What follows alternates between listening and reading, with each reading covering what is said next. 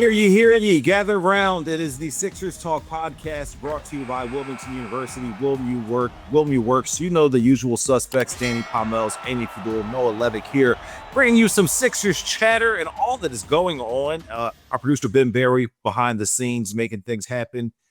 And we appreciate you guys tuning in. Guys, it is a beautiful, a rain-free spring day. I'm just glad the rain is not falling. Amy's got the sunroof going the whole bit, but the sky is not falling for Sixers fans because some optimism surrounds this team with this third overall selection. Dun dun dun. The ping pong balls bounce their way. No, I don't think we've talked since then. What was your reaction? Like, did you think it was going to number one? Kevin Nagandi said they were out of the top five. They lost their pick to OKC and all that. What were your thoughts as you were watching it and it fell the way it did? Yeah, I was ready for anything.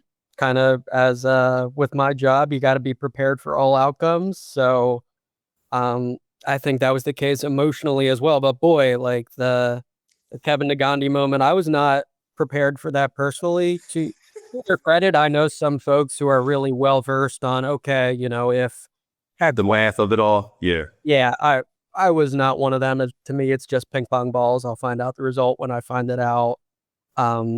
So yeah, that took us all for a loop. And then it was interesting too. I heard Daryl Morey on the Takeoff with John Clark podcast saying, once they were top four, there was actually an 85% chance it would be number one. So interesting to hear him explain the roller coaster of emotions.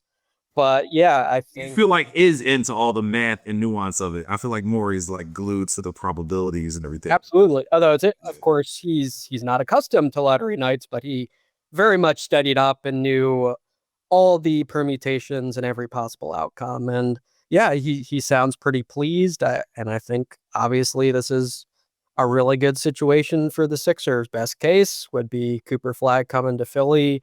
But number three, as we'll discuss at length for the next 4 or 5 weeks, gives them tons of potential options. And that's a really good spot to be in, as opposed to the worst case scenario here, which we all knew was, or not disastrous, but pretty brutal for the Sixers if the pick had not conveyed. So yeah, that was the experience, for me on draft night, just along for the ride with everyone else, ready for whatever. And selfishly not displeased that we've got a lot to talk about and a lot of options for the Sixers here as we all look ahead to draft night. Good Lord, Amy, we got to brood over this for 4 to 5 weeks. God, 4 to 5 weeks of draft discussion on just what to do here. I mean, there are some differing schools of thoughts, though, Aim. There's the idea of making the selection. There's the idea of trading back. There's the idea of who you should select, who fits here. You were quick to say on draft night, it's not Cooper Flagg or Dylan Harper for me. It's Tre Johnson, the kid out of Texas. You feel like he'd be a better fit here because he would be a less ball dominant, somebody who can shoot, score, and play defense. And I'm going to assume you haven't wavered from that standpoint. No, but you said Cooper Flagg. If Cooper Flagg's there at 3, my God, something's gone awry, and you just take him. I don't care if he's missing an ear and part of his foot. You just draft him anyway. But no. I've said on here before, and I said it on our last podcast, and I've done a little bit more research and I need to do deeper dives because I want to watch more like full games of Ace Bailey and Dylan Harper, just because, like you and I have talked about before, like we all know, YouTube highlights are just that. They're highlights. I look great on YouTube because I edited it very carefully. So I've watched probably like 6 total games. And the problem with me, and I do have a little bit of an issue, and it's not a huge one, but with the fact that they didn't play for a winning team, and I know that's not the end all be all because it's happened before, but their team wasn't even 500, and you have 2 top 5 picks, and there's some games where they really struggled. The team struggled, and therefore they kind of struggled, and meaning that it looked like a little bit of a shutdown, and I get it. I mean, it's a long season, and your team is not very good. But that's a little bit problematic for me just a little bit, not a lot, but a little bit problematic. And I don't know if I gave this stat, but I maybe we just talked about it. But there was the stat that the last time a player who was on a sub 500 college team that went on to make an All NBA team was Karl Malone in 1986. Like, that's crazy. And obviously, I mean, again, it's not the end all be all. I like Tre Johnson for the fact that he has a lot of size and he shoots the ball. I think defensively, he gives you good range. It's hard for me to translate so much of what I saw from him at Texas, but I think that there is a good translatable parallel. And I like the parallel of having, if you pair him with Jared McCain, then you have in Quentin Grimes. So you have the tall guy and the not as tall, because Tyrese Maxey's not short by any stretch of the imagination. He's taller than all of us here. Do you know what I mean? So I'm kind of sticking with that. But again, I'm going to do a little bit more. And I'll be honest, I haven't looked at anybody overseas. So I feel like there's always a couple of guys that pop up. So I need to check out more on that too. But yeah, I'm going to stick with Tre Johnson because we have like exactly, I mean, it's what, exactly 35 days from now or 32 days from now, whatever it is. You It's see coming the up. way Amy's brain works. Did you see her doing that math? Did you see the wheels turning on exactly when June 20th? I was like, what day is it? Today is the 19th. We got how many more days? Can you give the stat one more time? The Karl Malone thing? What was it again? So I actually had to look up. Someone passed it on to me on Twitter, and then I looked it up, and it was true. So I need to double check it. What the wording was exactly. But the last time it was a player who was drafted, obviously a first round draft pick. That has to be the case. I can't imagine there was a case of. I mean, I guess there could be a first round draft pick that was drafted after having a college season was sub 500, because my first thought was Ben Simmons, because Ben Simmons made an All NBA team, but his team was over 500, barely, but they were over 500. He came to mind. Marquette Fultz came to mind. I made exactly, but they were over 500. They weren't very good. They didn't make the tournament, so it's not a tournament team. Ben Simmons, I think, would be an answer. There's probably another more answer recently than that, but a guy who came from college in his last year in college, sub 500 team, went on to make any All-NBA team, which is obviously, we know an All-NBA team is very hard to make. There's only 5 guys on an All-NBA team. And it was Karl Malone in 1986. 1986, Karl Malone was drafted. Yeah. I mean, that's how long ago it was. So that is a great stat. it's not the end-all be-all. Right. But it's crazy. So I double-checked it, and I went on, like, Basketball Reference, and I was like, I checked it as well as I could check it without like calling somebody that's much smarter than me. But I was like, this seems to check out. And that's pretty crazy to me. Again, not the end all be all. And I think that stat'll probably come to fruition for somebody else, but it's something. I feel like you missed your opportunity, Aim, because that's when you were supposed to do your gem line. It's a piece of the puzzle, Aim. It's just a piece of the puzzle. It's just a piece of the puzzle. It's not the whole thing, but it's just a piece of the puzzle, Aim. You feel me? You feel me, Aim? You feel me? Excellent. Exactly. Amy is outside of her son's school for Firefighter Appreciation Day. Are we going that far? Is it that spelled out, or it was last week was community helpers, and so people come in, like there's a police officer that comes in, and there's like they saw how the post office works. They all mailed themselves letters, which was very exciting when Baker got his letter on Saturday. But it was raining all last week, as you mentioned. So the firefighters come and they have their fire truck and they have the hose hook up. And so the kids couldn't be standing outside getting wet while posing out the fire hose. So they had to push the community helpers for firefighters today. So that's what it was. The firefighters have since left, but there's plenty of water left in its wake. But that's why they were. As someone who comes from a family of firefighters, I am very. Those are good times. It brings energy. It's cool. It's like might as well be an astronaut. Hey, it might as well be an astronaut that walks onto the school campus. But oh yeah, very popular. Very cool. Very popular. Very cool stuff. Very cool stuff. And listen, I mean, we're in this draft season. One of the things that I don't like, and I want to take a break after I say this, so then we can come back and discuss it if you want. If not, that's fine. It could just be a declarative statement.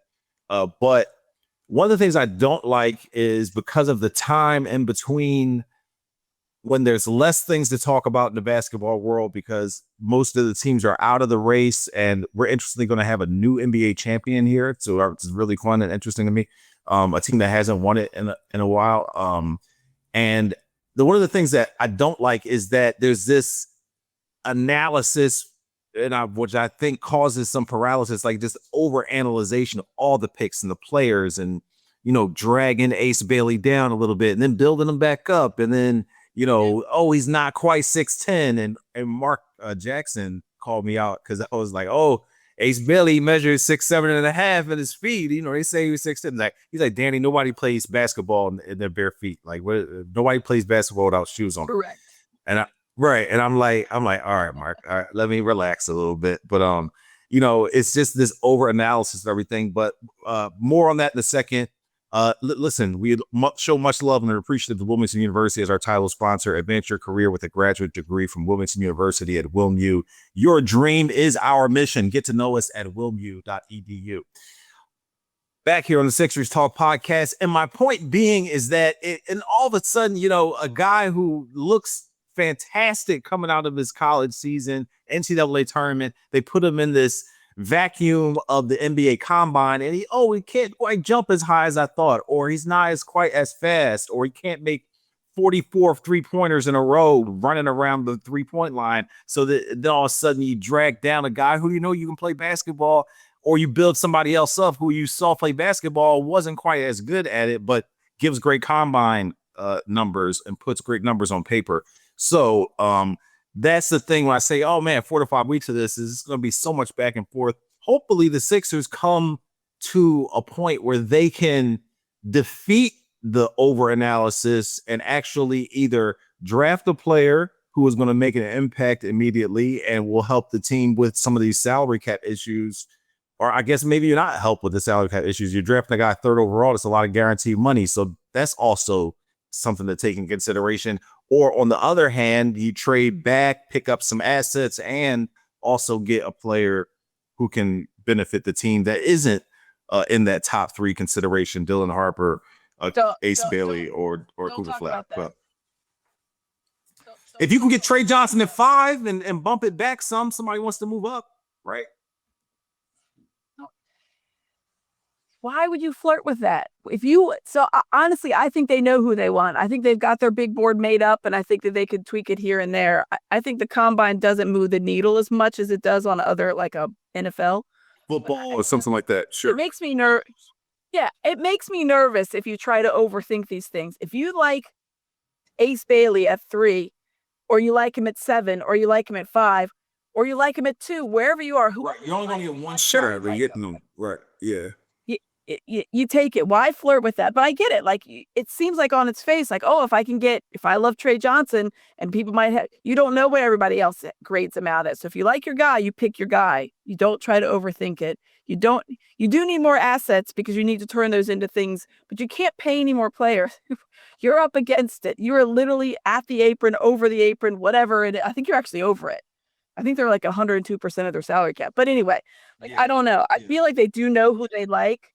Right, they're over it. I know they're over the first apron. Yeah, they're past the first apron just because I think they have 5 guys who they're past the first apron. Yeah. I mean, I think part of the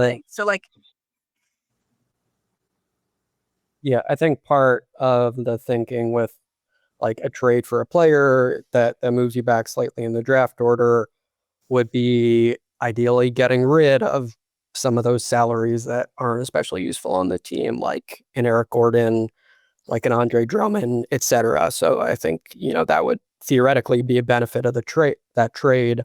And then I think, the official trade would be delayed a little bit, right? Because those guys have the player options that they need to officially exercise. But that would, in theory, be a benefit. And yeah, I think it's one of those things where it never hurts to make calls, understand where other teams are at, to play a little coy, to try to gather some intel, et cetera, et cetera. But absolutely, if you have a player you love that's available at number 3, I think it makes all the sense in the world to draft them. And yeah, like the NBA Combine, I think smart teams don't really care very much about it. I think they tend to have their own evaluation that works out for them. I know the Sixers and Daryl Morey have talked about they care about certain analytics with players shooting, like when they get them in the gym, like having the shot tracked and having the arc measured and all that sort of stuff. So I think they would care more about that than, oh, he, missed a few jumpers in a row, and at the combine in Chicago or what have you. But yeah, with Ace Bailey, like the 6'7.5" without shoes, to go back to that point, it's not a huge deal, but to me, like it's not nothing, because I think part of the appeal with him is this notion that he's Kevin Durant, Paul George, one of these guys who can just get any shot he wants and nail a bunch of tough buckets and self-create any possible situation against any defender. And I think that's a little easier if you're actually 7 feet tall, like Kevin Durant. Like that's just the reality of it.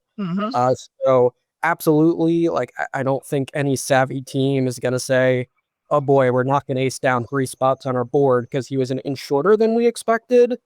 But it's part of the picture of who he is as the player, just the raw measurements and the fact that that image of him as just a pure NBA Kevin Durant-ish scorer, maybe it doesn't match up quite as much as it would if he were actually Kevin Durant's height, would be my opinion on that subject. But broadly do agree, like we shouldn't get too caught up in analyzing every tiny detail.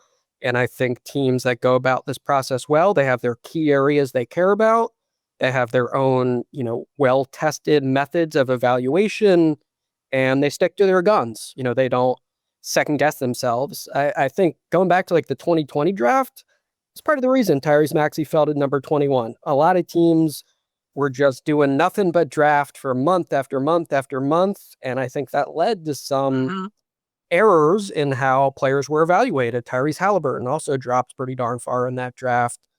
So you want to be really meticulous. You want to put a ton of legwork in, but you also don't want to overdo it in the analysis. You got to believe in how you do things and kind of have the fingers crossed that your methods are going to be effective. Obviously, there's a ton of randomness, a ton of guesswork in the draft, but I do think you have to believe in your way of doing things. And of course, the Sixers have generally been successful under this regime when it comes to the NBA draft. Like if you're Dylan Harper, Ace Bailey, or Cooper Flagg, you're spending the next 4 to 5 weeks trying to basically not screw up. Like you're trying to just like be in an incubator, like trying not to say anything or just stay really still. Don't really don't tweet. Just don't move. Just stay in your lane. Don't do anything. To this day is the only player. I'm sorry, scratch that. To this day is the only man ever in the history of the world to lie about his height as shorter. Kevin Durant. I mean, that's like they're saying I'm shorter than I actually am. I don't know any human ever. Women do it all the time. Like, oh no, like I know several women that are 6 feet and they'll always say they're 5'11.5". I'm like, okay, well, sure. But Kevin Durant is the only human that's like, no, I'm not close to 7 feet. Yes, you are. Yes, you are. Stop lying. Stop lying. Never seen that before in my life. No, 100%. I'm 6'2", but let my son tell it I'm shrinking. Bella asked me the other day, Dad, are you getting shorter? Or how about back also on the flip side of the whole Ace Bailey is shorter thing, is he Kevin Durant? But then there's the people on the other side, like, oh, he's only 19, he's gonna grow a little bit more. He still could be growing. He could still be, you know what I'm saying? Listen, Joel Embiid grew. Do you guys remember when like he was sitting out and was just like, we would go to the practices at PCOM, which was a scene because if you guys remember PCOM, remember they like would raise the blinds and it's like almost like a reveal, like a curtain. They'd raise the blinds. And I swear one time we all were like, did he get taller? Like we were up away. We're like far away removed. And you could tell that he grew like an inch or two. And I remember we talked to Brett Brown. He's like, yeah, I think he did. I'm like, what is happening right now? This guy went from like 6'11" to 7'1" to 7. How tall is he? We have no idea. No, I feel you on that, and that's my thing is like, sometimes you go so far removed from the actual basketball, like okay, yeah, they're tall or short or all the size of their hands. I was supposed to say, yeah, exactly. So all that, yeah, but then like What did you see when they were actually playing that made you think that they were in this conversation? Funny little note on that. So I was just looking back at Daryl Morey's full history of first round picks. He's been a general manager since 2007. Yes, please check that article out on NBCSportsPhiladelphia.com. Very expansive research done by Noah, and it just really sees like it. The guy's gotten some great value in a lot of places, in my opinion. But good. He's done well. Yeah, I mean, it doesn't even include his second rounders, which he's had some great ones. He's had Montrezl Harrell, Isaiah Hartenstein, Isaiah Joe. Like he's done very well in the second too. But anyway, like Daryl Morey's very first round pick was a guy who was 5'10" without shoes and 161 pounds and 23 years old, and actually became a pretty good NBA player named Aaron Brooks. So I think Daryl Morey, we're going way, way back, but he is a guy that understands measurements are only one part of the big picture of who a player is. Aaron Brooks, was the most improved player, I think back in 09 or 010, and a really tiny guard, but he knew how to play. He was a winner, could get a bucket, and obviously all those qualities were more important than the fact that the height and weight were, the lowest in his draft class. So when I read the article, I never knew he had a 20 point per game season, like 19 point, whatever it was. But I was like, damn. I was like, that's a heck of a draft pick. Yeah. I think some guys have the tools to overcome, the weaknesses they're born with. And Aaron Brooks was definitely a guy who had a long, successful college career at Oregon, knew how to run an offense, knew how to get a shot, and all those qualities were very important in him being worth a first round pick and being a pretty good one late in round one. So yeah, that does come to mind for me as we're talking about heights with and without shoes or whatever. It's a number, and there are many numbers for us all to consider when we're trying to assess these guys. And there's obviously many factors beyond numbers that are pretty darn important and impossible to quantify. Someone's competitiveness and the way they are as a teammate and all these sort of character traits that teams try to assess, and it's really hard to do. Listen, we can go on and on about the undrafted guys and the teams that find value in them and where they end up and who ends up paying them and the Lou Dorts and the Fred VanVleets and all those guys. But let's get out in front of this, guys. Amy, I think you're on record as keeping the third overall selection, and you're looking at Tre Johnson. Is that where you're thinking? That's me. Okay. I think they have to pick, but that's just maybe. Yes, Tre Johnson would be my guy at 3.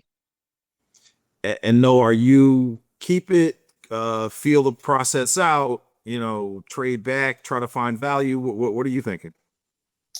I haven't come down, with a firm verdict on that yet. I do think it makes sense to listen to what the offers are out there. I do think some sort of trade where you can move down just a couple of spots, still get a guy you really like, such as perhaps Tre Johnson, and also, land a helpful NBA player in the deal while parting with contracts like Eric Gordon and Andre Drummond. Like those components, those boxes all being checked, it's worth considering, I think pretty strongly. But yeah, for me, just like instinct, gut feel right now, I really like VJ Edgecombe. Like, I think the Victor Oladipo comp just seems so natural. Like he's just an incredible explosive athlete, loves to play defense, and like to me, that's a player that you take a long hard look at. So yeah, I will get back to you on exactly where I stand before draft night comes. But for now, still sorting through the guys, and we'll not come down firmly in one camp or the other for the time being. But I would volunteer VJ Edgecombe as a name that very much deserves strong consideration as a top 3 prospect in this class. Gamble. You got to roll the dice, Amy. Amy, roll those dice, baby. You got to see how 58 losses. 58 losses. I am not trade back. find value. You got to try to squeeze the juice out of this orange, man. Like, you got to figure out a way. No. You got to figure out a way. There's no orange. There's no orange after a 58 loss season. There's no juice. There's no orange. It's a stone. It's a stony rock, and you need to put it down and build these up. Can't get blood from a rock. That's it. Can't get blood from a rock. Nope. Nah, man, you need to use that as a building block. You can't. There's no more juicing anything. No oranges. There's nothing.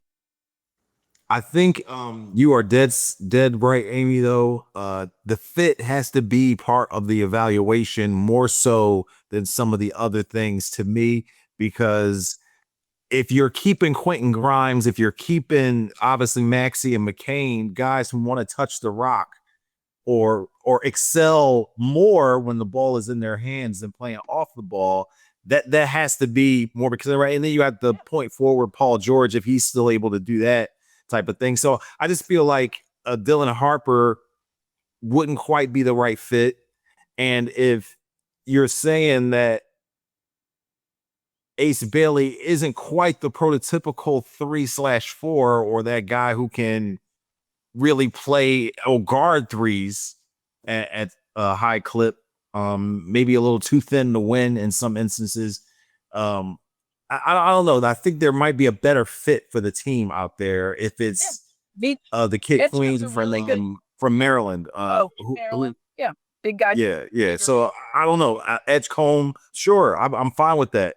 If Edgecombe is, obviously defense is like his guy's middle neck. He's like so proud to be a great defender. So to me, that does fit well here. That would be something that would complement what the Sixers have. But I hear you, but like I do. So I don't know. We're talking about the popular comps in this draft. Like James Harden is 1 year with Dylan Harper.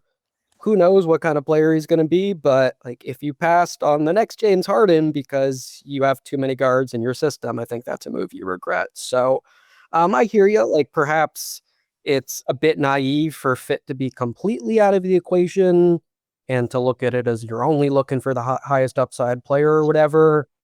But fit cannot be everything. Larry, it cannot be the main factor to me. I think it seems like the Spurs are in all likelihood going to take Dylan Harper at number 2, despite having quite a few guards, as their main players. And that's just because the talent is so darn high and it's too good to pass up, despite the fit perhaps being a little redundant or perhaps some growing pains, being on the table there. So that would be my two cents on the fit question. I hear you, but I do not think it should be the main factor. Would be my opinion on that. You like the best available mentality a little bit more? Generally, I think so. I think as we've said, like if there was a clear top 3 prospect in this draft that was a center, I think that would be pretty tough for the Sixers, because Joel Embiid is their oft injured franchise cornerstone. I think that makes you think really long and hard about, are we really just taking fit out of the equation entirely?